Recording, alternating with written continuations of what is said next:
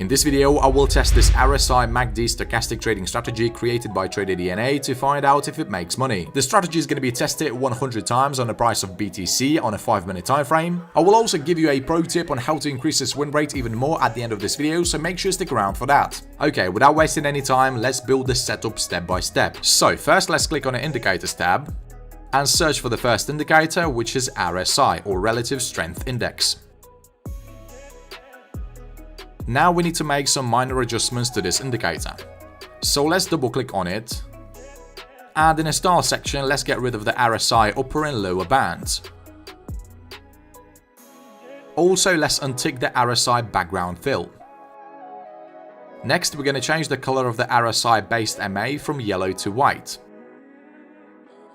And we're going to change it from line to circles. And finally, let's make the RSI line a bit more visible. Okay, the first indicator is ready, now let's install the next one. So we're going to be searching for a regular stochastic. Let's pick this indicator right here. Let's also access its settings and change the K-smoothing from 1 to 3. And we're going to move it to the top. And lastly, let's install the MACD indicator. And in the start section, let's disable the histogram. Okay, the setup is ready, now let's understand how exactly we're going to be using these indicators to enter long and short trades. So, a signal to buy is valid only when we have the following conditions met. First, the stochastic indicator must get oversold, meaning both of its lines must cross below the lower band. Second, once the stochastic got oversold, we're going to be waiting for the RSI purple line to break above the middle level. Third condition is to have the bullish cross on a MACD indicator. A bullish cross is when the MACD blue line crosses above the orange moving average. And fourth, most important condition, is to have the MACD and RSI aligned this way before the stochastic actually gets overbought. If the stochastic does get overbought, the signal automatically becomes invalid. If all the conditions are met, a buy order is placed at the close of the trigger candlestick, the stop loss is going to be placed at the recent swing low, the take profit target will be set at 1.5 times the risk.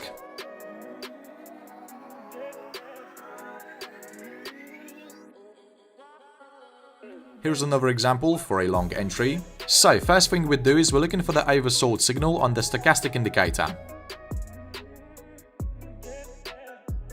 Once we have that, we're going to be waiting for the RSI to cross above the 50 level. And for the MACD blue line to cross above the orange line.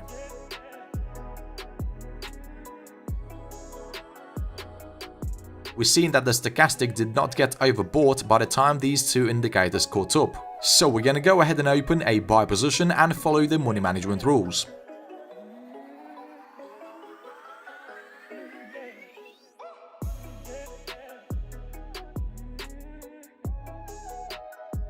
Now let me show you an example where we wouldn't take a long position. Even though we have all the requirements met, we cannot enter a long position because by the time these two indicators caught up, the stochastic was already overbought. So in this case, we're just going to skip the signal and wait for a new one. The rules for entering a sell position are exactly opposite. First, the stochastic must get overbought. This is when the blue and the orange lines cross above the 80 level. Second, the RSI purple line must cross below the 50 level. Third, the MACD blue line must cross below the orange moving average. And finally, by the time these two indicators caught up, the stochastic must not get oversold. The stop loss will be set at the recent swing high. The take profit target at 1.5 times the risk.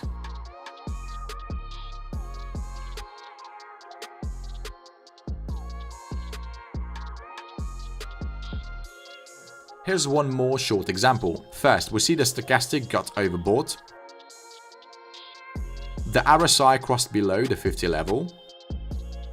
And the MACD blue line is below the orange line.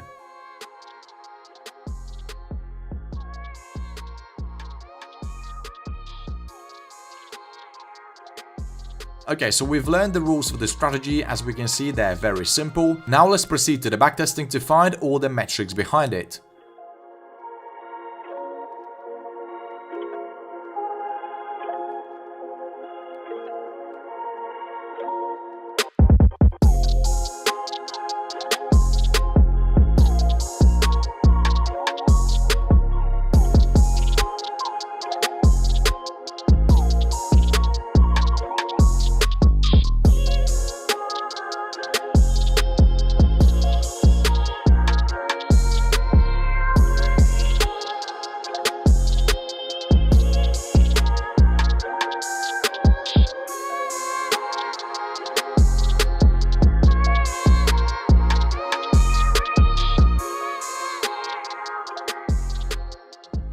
Okay, the backtesting is finished. I set the initial account size at $100 and I was risking 2% of my account per trade in order to make 3. The strategy has a win ratio of 70%. This is definitely really good for a scalping strategy. We also gained 331.9% of profit on our account after 100 trades. The profit factor is 3.5 and we had 9 consecutive wins against 3 consecutive losses. And the maximum drawdown for the strategy is 5.88%. So yeah, I'm quite impressed with these results. The trader DNA has done a really good job. Now let me show you how we can increase the win rate for this strategy even more.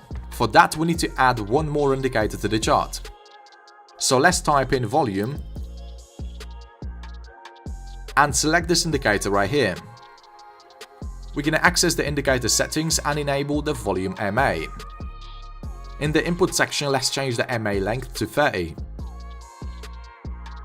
By the way, the volume is not considered as a separate technical indicator, so if you have, for example, a free TradingView plan that allows only 3 indicators on a chart, you can still use the volume as a 4th piece of your algo.